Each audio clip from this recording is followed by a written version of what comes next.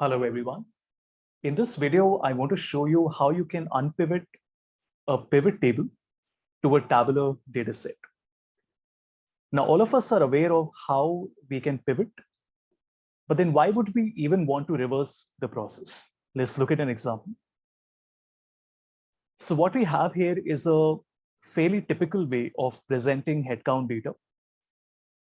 We have 4 regions, and we also have the data for the last 6 months. Now, the problem with this data is that it looks brilliant. It's a very compact, a very neat way of presenting a summary. But this is a pivoted format. The region being my rows, the month being my columns, and all the headcount being the values. It is not possible for me to work with it if I want to use certain formulas or if I want to send it to Power BI, because I will need to reverse the process and convert it into a normal tabular data set. To give you an example of what we need to do, I need to get the region in the first column, then the month in the second column, and then the headcount in the third column. That means the north is going to come not just once, but 6 times. And the reason is that all these 6 months will come like this, and then all the numbers are going to come like this. And similarly, we'll have another 6 rows for south, another 6 for west, another 6 for east. Now, it is not difficult when you're working with a small data set, but when you're working with a large data set, it's nearly impossible because you cannot do this manual transpose every single time.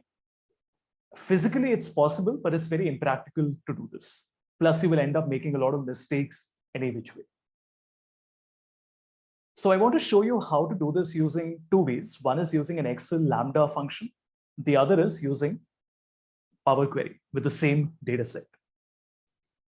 Let's look at the Excel Lambda first. Now, I have already given you the Lambda formula. Of course, I'll not be explaining it in the course of this video because it's a ready-to-use formula, and you can just copy and paste it. That's exactly what I'm going to do. I will copy this.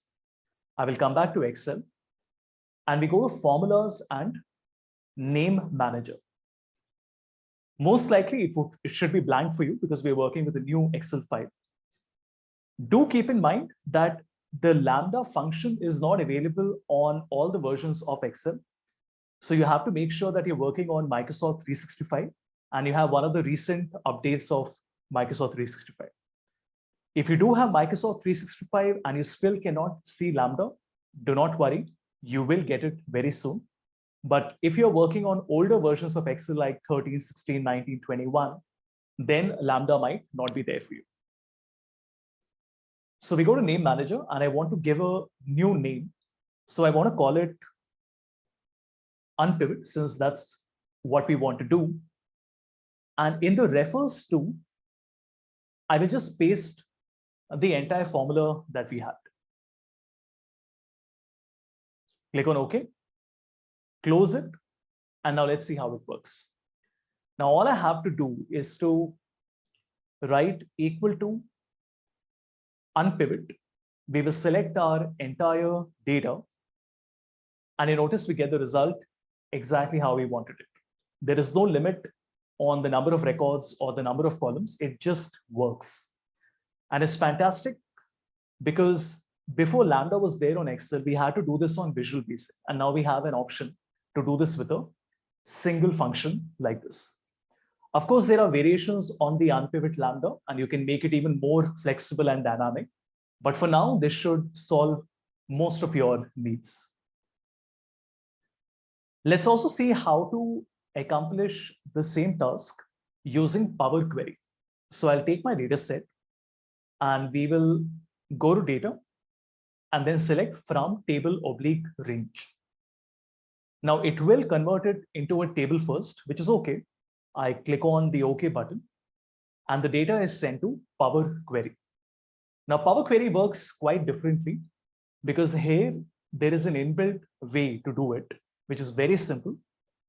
I simply select the first column, right click, and then I select unpivot all the other columns. And there you go.